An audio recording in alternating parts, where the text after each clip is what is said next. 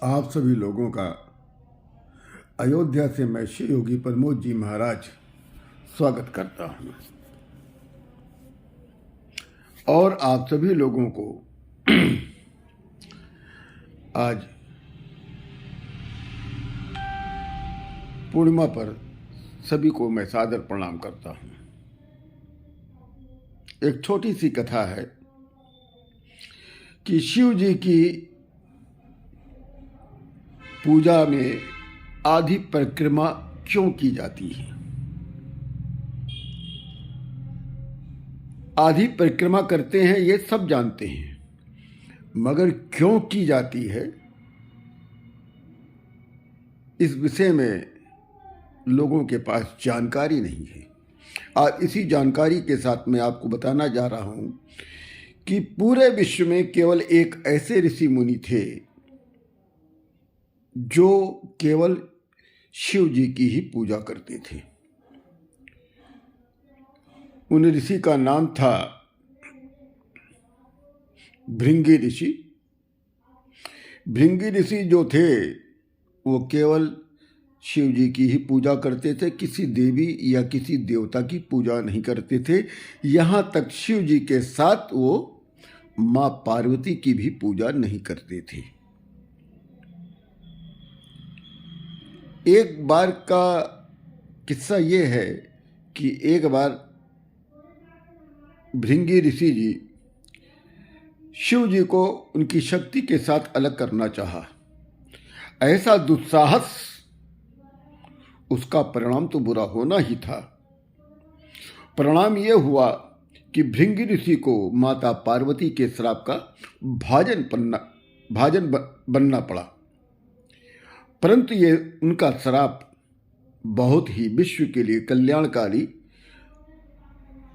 और उपयोगी सिद्ध हुआ, क्योंकि भृंगी के कारण ही पूरे विश्व में भगवान शिव और माता पार्वती के दुर्लभ जो अर्धनारीश्वर स्वरूप है उसका भी दर्शन हुआ। तो अर्धनारीश्वर का स्वरूप और आधी परिक्रमा का कारण, ये दोनों भृंगी ऋषि के कारण हुआ। एक बार भृंगी ऋषि जी सदा की भांति वो महादेव की पूजा करने के लिए कैलाश पहुंच गए।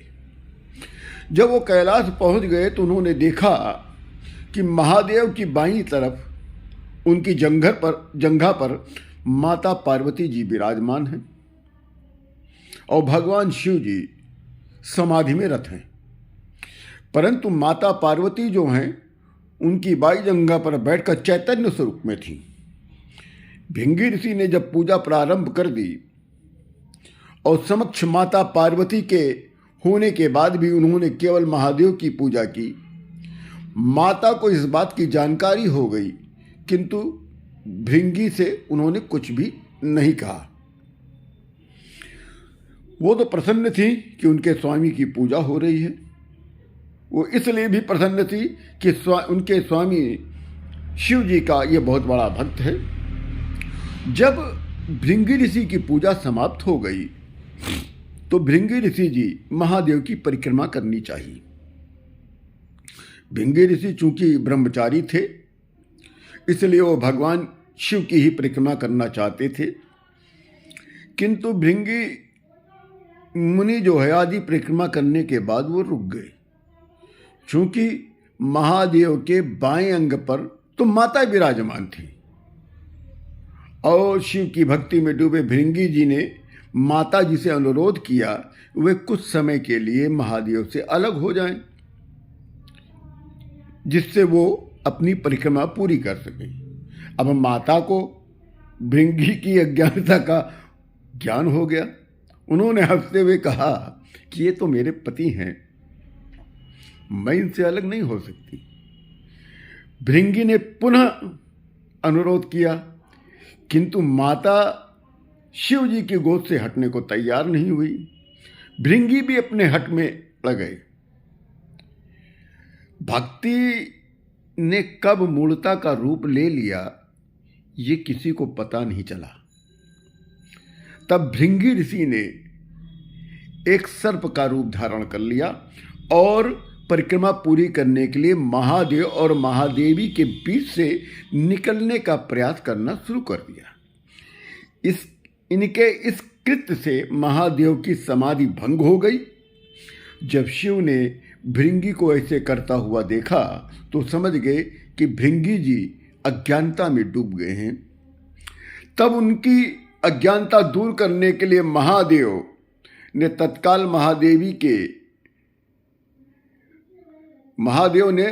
महादेवी को स्वयं में विलीन कर लिया, अर्थात मां पार्वती शंकर जी के अंदर समाहित हो गईं और उनका ये रूप प्रसिद्ध हो गया और अर्धनारीश्वर के रूप में प्रकट हो गया। जो स्वरूप है अर्धनारीश्वर, जो देवताओं के लिए भी दुर्लभ था, उनको ये रूप देखने के लिए मिला। देवता स्वयं भगवान ब्रह्मा नारायण वहां उपस्थित हो गए।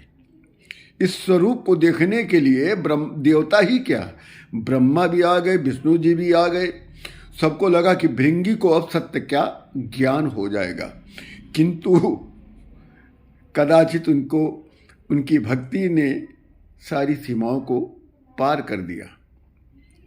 उन्होंने भगवान की परिक्रमा पूरी करने के लिए एक भयानक दुस्साहस पुनः कर डाला।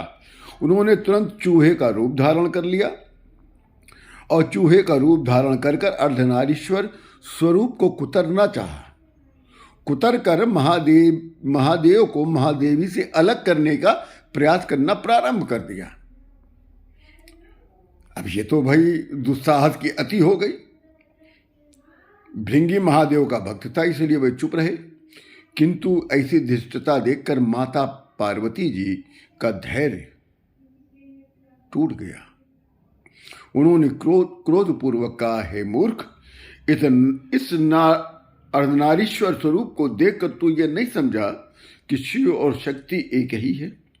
यदि तेरी दृष्टि में स्त्री की शक्ति का कोई सम्मान नहीं है तो अभी तेरे शरीर से मैं तेरी माता का अंश अलग कर लेती हूं।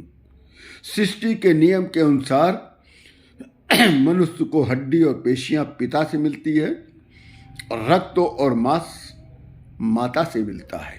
माता पार्वती के श्राप से भृंगी के शरीर से रक्त मांस अलग हो गया। अब वो केवल हड्डियों और मांसपेशियों का एक ढांचा मात्र रहेगा। मृत्यु उसकी नहीं हो सकती, क्योंकि महाकाल के पास काल कैसे आ सकता है। अब असहनीय पीड़ा सहते हुए भृंगी को अतंतः ये ज्ञान हुआ कि पुरुष और स्त्री एक दूसरे के पूरक हैं। उसने उसी दयनीय स्थिति में माता पार्वती से क्षमा याचना की और दोनों की पूजा परिक्रमा की। तब महादेव के अनुरोध पर माता पार्वती अपना श्राप वापस लेने को सहज तैयार हो गई। किंतु धन्य हो भृंगी जिसने माता को ऐसा करने से रोक दिया।